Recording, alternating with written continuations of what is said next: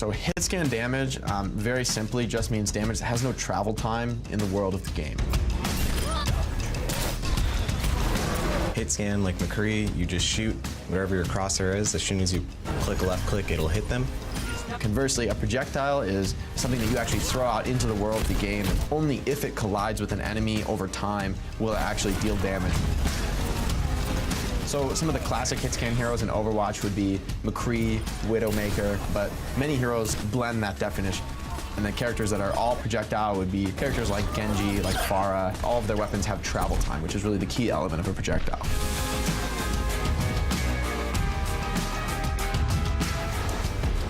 There you have it, explaining some of the mechanics of the game here. So, you know, hit scan, projectile. Zarya, for example, there you go. That's a marriage between the two. She has the beam, hit scan. So then she has the projectile, the grenades that she throws out. Right. Those would count as projectiles. D.Va's the same. Yeah. Primary fire, hit scan. Micro missiles. Micro missiles, projectiles. We can just do this all day, Hex. Yeah. Let's go down the list.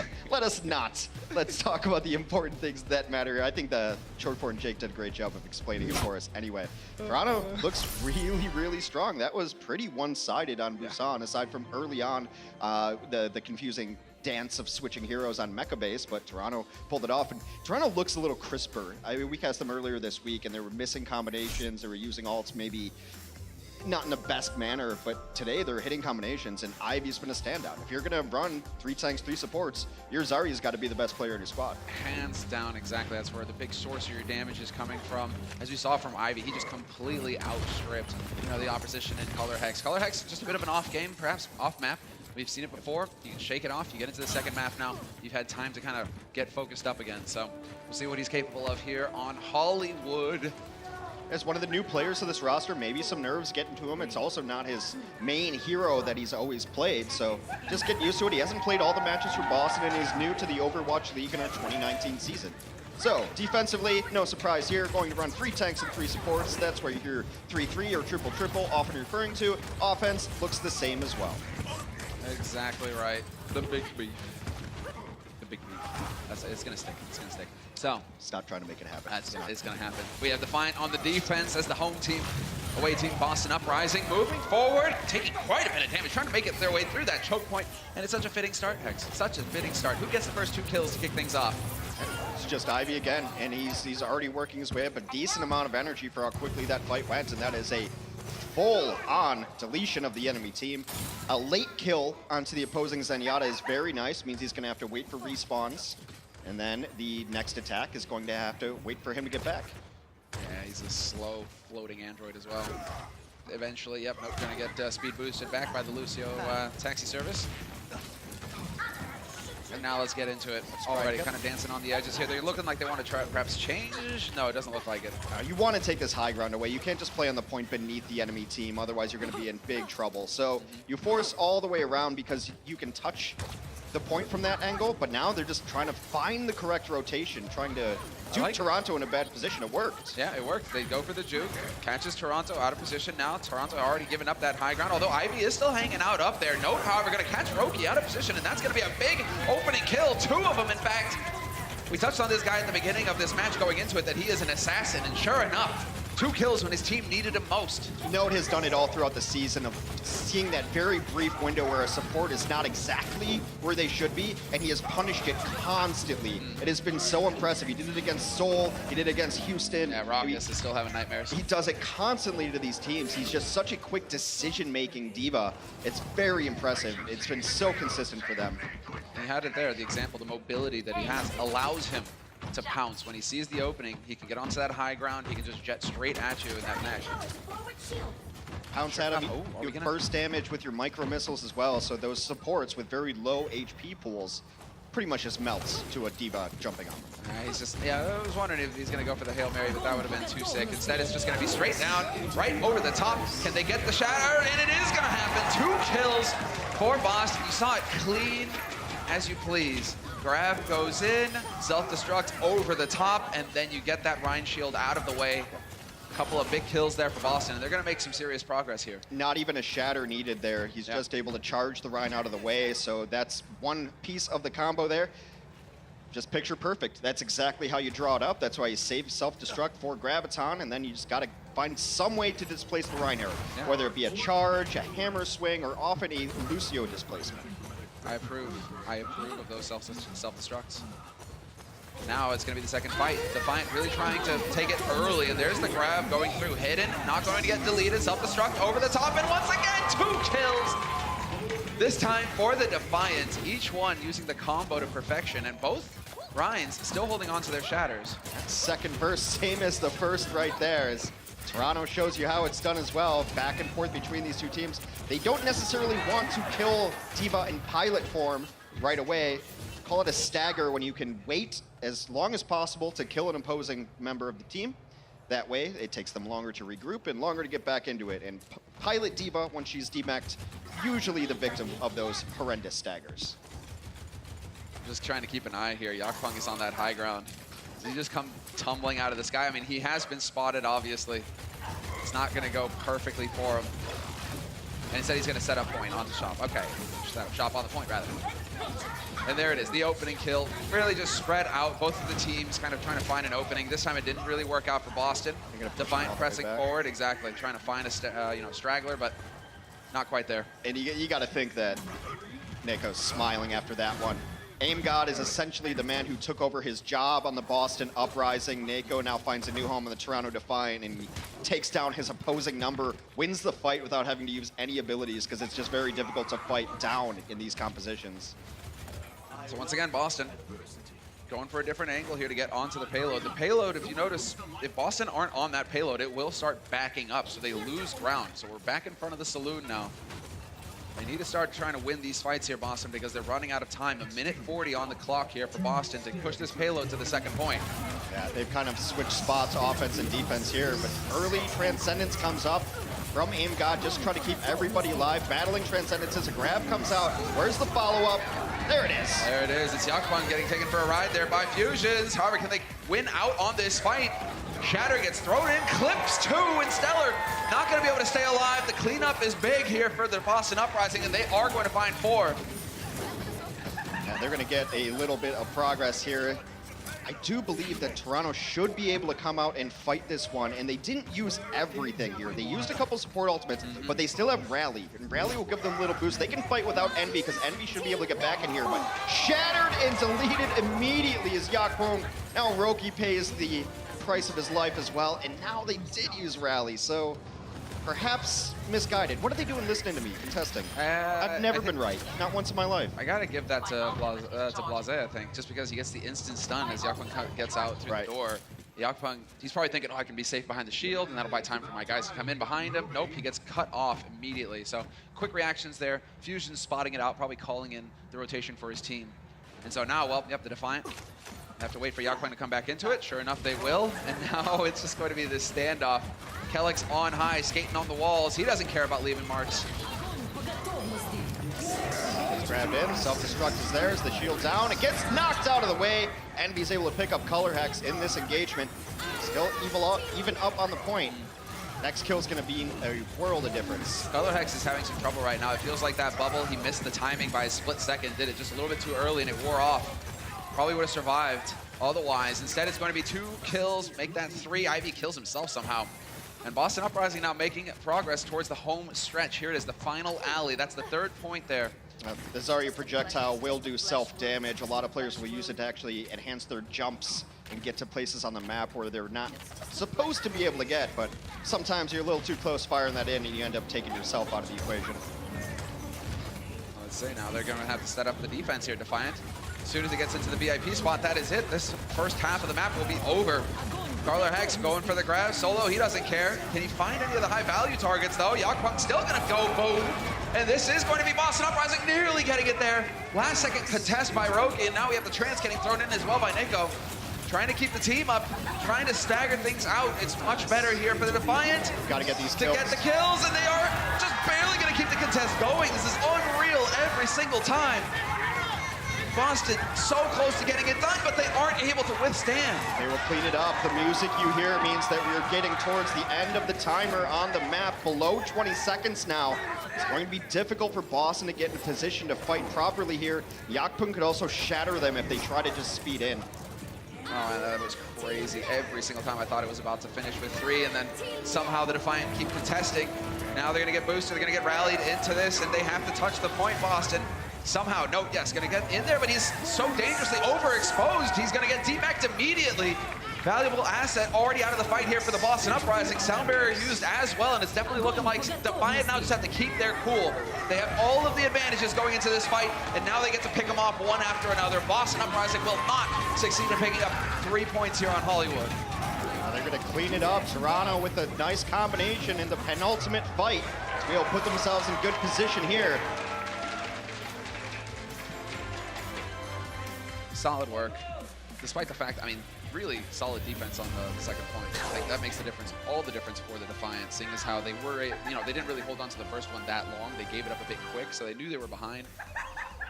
Oh, those things ends up adding up, though. If you can win one fight on first point, then it's less time on the clock. If you win a couple fights on second, less time on the clock. So you have to look at the map as a whole rather than just having to win every fight. Able to bleed out a lot of clock, which means that Boston did not get as many chances as they wanted to, pushing it all the way to completion. And now the win condition for Toronto is rather simple. Push the payload all the way to the end of the map. There you go. All 3 points, or nearly. That's what they're looking for here, and we're about to get into the action. Countdown's about to finish up. Taking a quick glance here to see how this rivalry is developing between Color Hex and Ivy still coming out on top in terms of performance on that Zarya. So he's looking solid. He's really got that level going. Ivy really set himself up to be a standout player here for his team. Yeah, in this meta, you have to have a good Zarya. You look at the best teams, the teams at the very top, they have a very strong front line, tank line anyway. Guys, be sure to stay tuned. We have 4 matches of Overwatch coming up today. This is the first one. Next one up is going to be Spark versus the LA Gladiators. You can watch them here as well. So be sure, stay tuned. Loads of matches, loads of games coming at you today. It's a beautiful Sunday.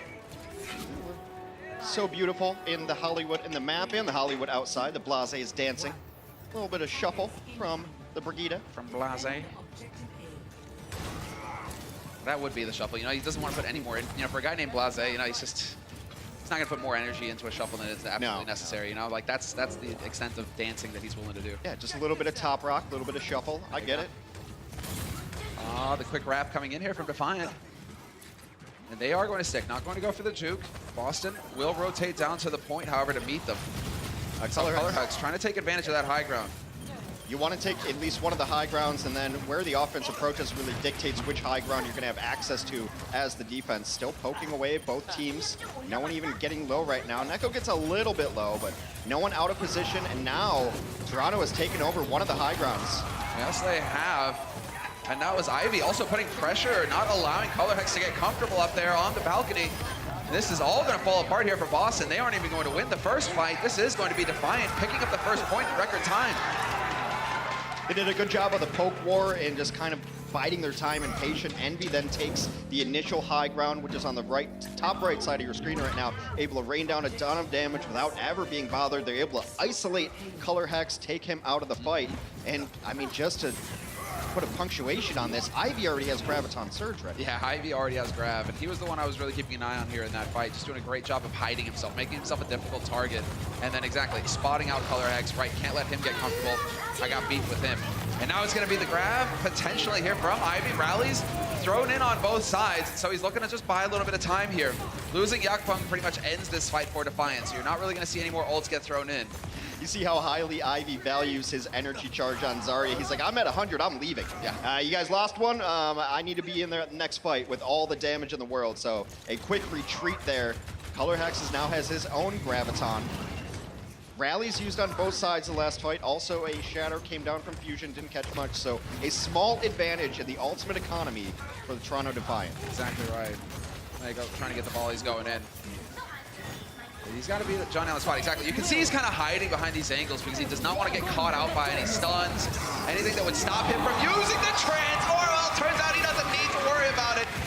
Will get the trance in there to keep his team up, but they just get obliterated. Boston Uprising, not a chance.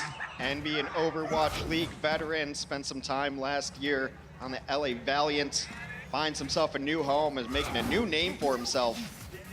The combination play for the Toronto Defiant has been absolutely stellar today. Get that, Stellar? Hey. Yeah. Sorry. I'm sorry. I'll show Don't be heck, myself. I'll show don't myself. Be proud. Be proud of the puns. As far as the Defiant are concerned, though, they're also proud of Stellar and his performance so far. He's looking great. But now it's on Boston Uprising to rally here. They need to figure it out, and they are at risk of getting split up. It will be the self-destruct just thrown in here to initiate on the fight. Nothing for it. No, unfortunately for him, not going to get any value, really. I mean, it's not a terrible play because Color Hex was still very far away from this Graviton. They weren't going to be able to get that combination anytime soon. Fusions goes very low, but swings back, takes out Yakpong. Very difficult to fight without your main tank.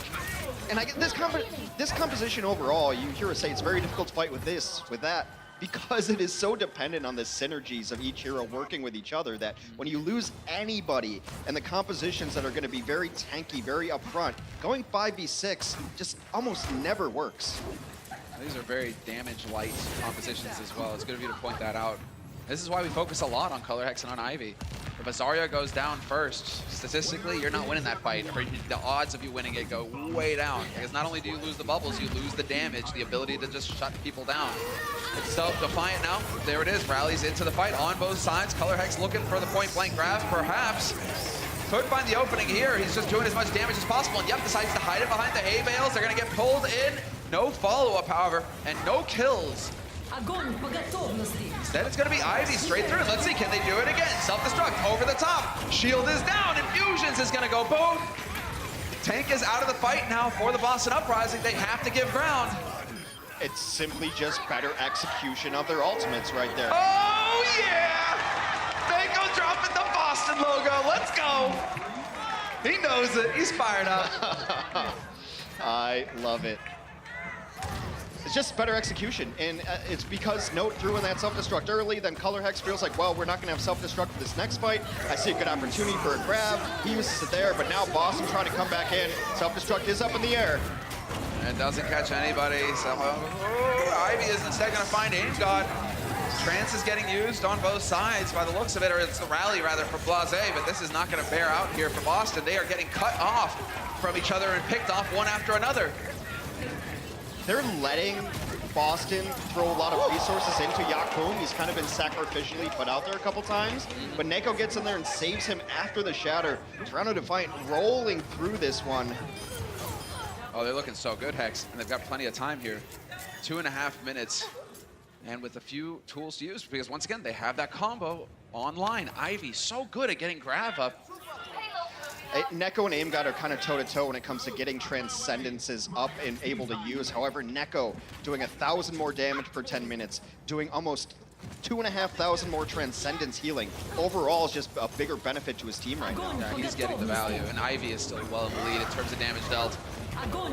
Once again, grabs are thrown in though. They're dropping low. Blase not going to be able to hang in here. We will find 2 kills, however, for the Fusion. So they're trying to keep it even, but then Note has to go and die, and that's not going to help things. Kelix, last one here to contest. He dies quick. Wants to respawn with the rest of his team. And so Defiant now, they're going to be on the home stretch. Straight line. 40 meters away. And yet again, you see just how far apart the big combination ultimates are for the Boston Uprising. Note will get self-destruct in this next fight, very likely at 83%. Color Hex, no way is he getting grabbed in this next fight unless it goes on very long. Yeah, exactly. They're not coordinating well together, and that is definitely telling. Defiant with 1.5 minutes on the clock. Ivy dropping dangerously low. Stellar in line of sight to keep him up, though, and we will have the rally here to lead the way. Looking for the stun, not going to find it to kick things off, and Aimgod with the trance. Just throws it out there. Now in Ivy, if he gets that grab up, and he can certainly do it in time here for this final fight, there's not going to be a whole lot of mitigation here on Boston's side. They need to count on Kelix getting sound barrier up. Self-destruct thrown in again. Fusions with the counter shatter, looking for it, trying to find the follow-up, but he's not going to do it in time. Broken with the sound barrier, now comes the grab. Could get the follow-up, but they aren't going to quite manage it. Instead, it's Kelix. Well, they're trading Lucio's at this point. And the grab went in, and Envy was only 5% away from getting self-destruct, but the support ultimate use from Toronto Defiant has been so good. Every time they're in trouble, they have support ultimates up and ready to go. Neko takes down Aimgod from inside the grab, and this one looks like it's going the way of Toronto. A 20-player kill streak from Neko. This is bonkers. Neko's just all out playing out of his mind right now. Fusions has to go to the Hammond just to try and buy a little bit more time here. And Aimgod forced to use the trance because he's invulnerable, but there's nobody there to contest. Even with the trance, he backs off. not going to stay, not going to survive. And the Defiant are in the lead 2-0 in this best of 5. They're one map away, Hex. It looks good for them. Nako's got to be smiling on the inside, a former boss and Uprising player. Oh, I'm so happy we caught that moment with the logo, too. You know, just throwing a little bit of shade, throwing a little bit of shade. We're going to take a break and we'll hear what the halftime team have to say after that. The Overwatch League is brought to you by T-Mobile. High ground or low ground, T-Mobile has you covered. And by State Farm. Whatever life brings your way, State Farm is here to help life go right.